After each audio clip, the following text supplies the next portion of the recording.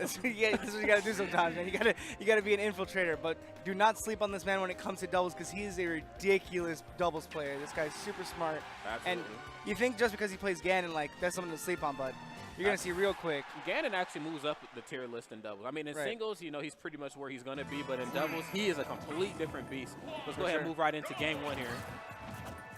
And so we got the Ganondorf and Ness team. That's going to be pretty good. You know, Ness is going to be able to give Ganondorf a lot of things to go for. You know, Ganondorf really can't get in himself being so slow, but still picking up stuff. Rickles will definitely get a lot of percent on his opponents. Absolutely. And with his teammate tacking on a lot of percentage, I mean, Ganondorf swings one time and you're dead. Oh, my goodness. Please don't play up underneath the stage, though. Also, man, Marth is definitely going to be looking to take out ATATA off stage because once he gets Ness off stage, one well-spaced fair with taking Ness's jump, and that might be it for Ness. Absolutely, that's definitely in Ness's game plan as well. You know, down throw, get a couple fairs, but the name of the game is you have to be able to land those fairs off stage because the minute you miss one, you know, Mark is going to be there with the punish. For sure. Okay, forward throw, nice, a little off the mark with the up air. Yep, but Bandit doing a great job getting Rickles off stage, put him in disadvantage. Now blue team went right into the corner, but great down smash coming out from Rickles. Absolutely, and I guess I didn't even realize that the blue team are actually really gimpable, so I'm really liking this game plan after bringing it to the table. They're kind of staying more towards center stage. Right. Finally, this time they're putting themselves in the corner, but they're able to get out of it very quickly. Red team kind of scared in their shield right there. They definitely should put on more pressure. As they should be. You got a guy like Ness. Oh my goodness. God. He was ready for it. Did you see that pivot? That was some great movement right there from ATATA. Yeah, but speaking of being afraid, I mean, you got a guy like Ganondorf and another guy like Ness swinging at you. I mean, that's that piece your shield. Yeah, that's that kind of pressure that red team really needs to be going for instead of hiding in shield. Oh, great fair right there. Absolutely. Fantastic team synergy. The red team a little out of sync right there. Marv coming in pretty aggressively with that down air. Oh, man, and Rickles right now hitting everybody through the stage. That's the second time he's done that. Yeah, Rickles, he's bringing some new meta to the stage with Ganondorf, man. Just his off-stage presence is pretty profound. You never see Ganondorf. We out. Oh, man, he went for it. He said, I got a stock. I'm good for it. Oh, they're going for the style at yeah, this point. Rickles wants something. Uh-oh. Oh, my. Either way. That Nair almost connecting right there. Rickles is going to go all head in. He said, you just stay back, buddy. Don't worry. He said, we out, man. We are out. That was ridiculous stuff coming from blue team right there. Yeah. I feel like they really started getting knocked around, but once they got that one throw to each other, you know, that's when it all started. Whereas red team, they were just kind of trying to do their own thing, and they broke apart that way, you know? Absolutely. You could tell the blue team kind of talked about this before they jumped into the match. Right. They said, you know what, we're going up against a Luigi and a Marth. What do we have to do to make sure we keep our feet planted on center stage? And the name of the game was stay towards the middle, don't get caught off stage, unless you're on the giving end. So, and that's exactly what happened, man. Rickles cleaned up phenomenally.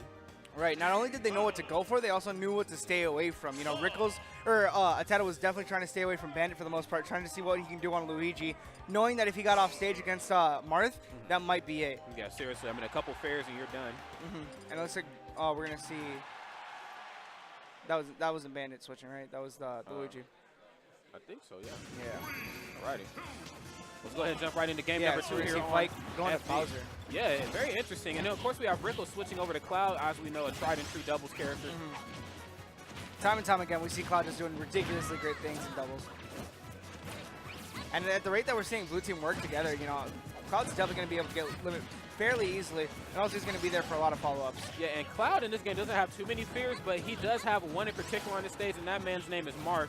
Marth can give Cloud a lot of hell, in singles and doubles as well, but probably more in singles, but it's still the same situation as we've seen in the last match. You have to make sure you recover proficiently back towards the stage. If not, a character like Marth, I mean, one down tilt, Cloud is done. For sure. So we're going to see Bandit hopefully being able to turn it up and pull through for the red team. You know, he's definitely going to be able. He has the ability to take out a lot of stocks very quickly, but right now he's not really delivering. No, absolutely not. There's oh my goodness! A little off the mark with the finishing touch, but you know it's still a reliable setup. Yeah. Yeah, still a good setup nonetheless.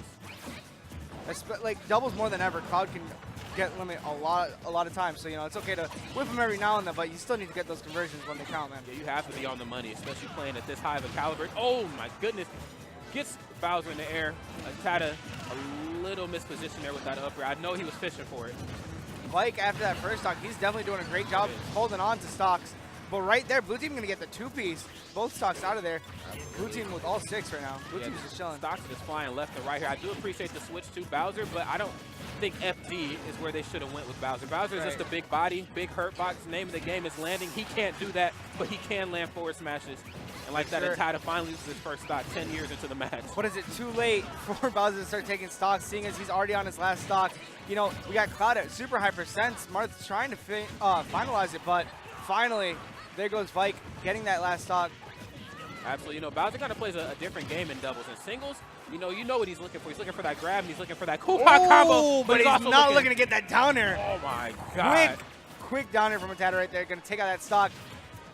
Rickles, I thought that was going to be it right there. That was so mean to watch. Because, you know, that spike never really lands. Nobody really goes for that with that. Yeah, Bowser was just right about to go into free fall, and ATATA was right there for it. Oh, going for the shield breaker. I'm liking that a lot. Let him know that he can also fight on stage.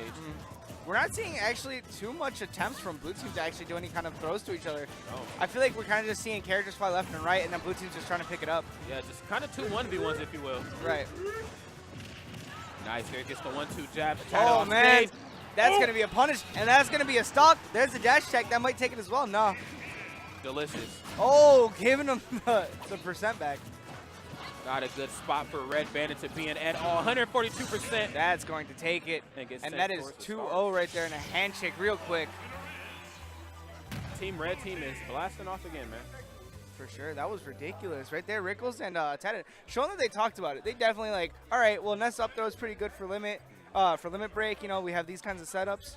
And I don't know how often they team, but that was a fantastic showing nonetheless. I mean, the switch from Cloud, I was a little worried at first because he did so well with Ganondorf in the first game, but maybe he was just feeling comfortable. Yeah. I mean, at the end of the day, you know, you get all into matchups and you get all into, you know, just the statistics and Smash, but at the end of the day, it's all about comfortability. Right. And he was just for feeling sure. himself. Yeah, no, that's something that I feel like a lot of people don't really pay attention to. You know, you have those matchups and you have those stats that people say, like, it's against your favorite, but that doesn't mean it's not winnable, you know? A lot of people got to just be comfortable with their characters. Yeah.